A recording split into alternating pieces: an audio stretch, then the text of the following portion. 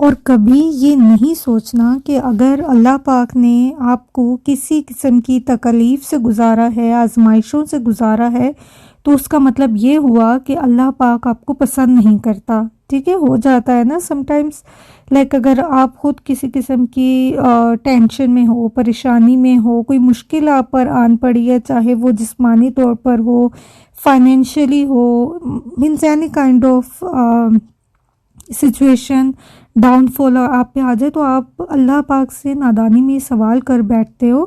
یا اگر میں بذات خود اپنی بات بھی کروں تو بینگ ہیومن ہم کر دیتے ہیں ایسا کہ یار پتہ نہیں ہم سے کون سی غلطی ہو گئی کہ اللہ پاک نے ہم پہ اتنی بڑی مشکل لا دی. یا کسی کو کسی تکلیف میں دیکھیں تو ہم کہہ دیتے ہیں کہ پتہ نہیں بھائی اس نے کیا کیا ہوگا کہ اس کو اللہ نے ایسی تکلیف میں ڈالا ہے، اپنے گناہوں کی سزا بھگت رہا ہے، دس اینڈ دیٹ. ٹھیک ہے، تو ایسا بالکل نہیں ہے کہ آپ سے کوئی گناہ ہوا ہے تو اللہ نے آپ کو فوراً سے اس کی سزا دے دی ہے. کیونکہ اگر اللہ ہمیں فوراً سے پکڑ کر لے تو پھر تو بھائی ہمارا حساب تو بہت بری طرح سے ہوگا، کیونکہ ہم تو سانس سانس گناہوں پہ چل رہے ہیں. ٹھیک ہے، تو اس سے ریلیٹڈ حضور پاک صلی اللہ علیہ وسلم کی ایک حدیث ہے کہ اللہ پاک جس انسان سے محبت کرتا ہے نا، اسے آزمائشوں میں ڈالتا ہے اور اس کو تکلیف سے گزارتا ہے. ٹھیک ہے، تو اپنے آپ کو خوش نصیب سمجھو کہ اللہ پاک نے اگر آپ کو پریشانیوں سے گزارا ہے تو آپ اپنے آپ کو خوش نصیب سمجھو. رسول اکرم صلی اللہ علیہ وسلم کی ایک حدیث ہے جس کا میں مفہوم کچھ بیان کروں تو یہ ہوگا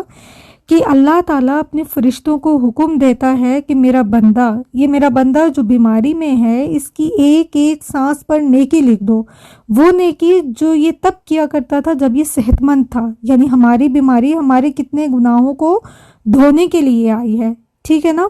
کتنے گناہوں کو نیکیوں میں کنورٹ کرنے کے لیے آئی ہے، ہمیں یہ نہیں پتا ہوتا. تو ہر حال میں اللہ پاک کا شکر ادا کریں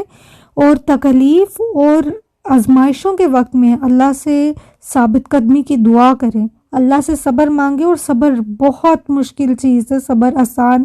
نہیں ہے، کیونکہ یہ ہمارے انبیاء کی صفت رہی ہے. ٹھیک ہے، تو جب آپ صبر مانگیں تو اللہ پاک سے ساتھ یہ مانگیں کہ اے اللہ پاک ہمیں اس آزمائش کی گھڑی میں صبر دے اور اس صبر کو ہمارے لیے آسان کر دے.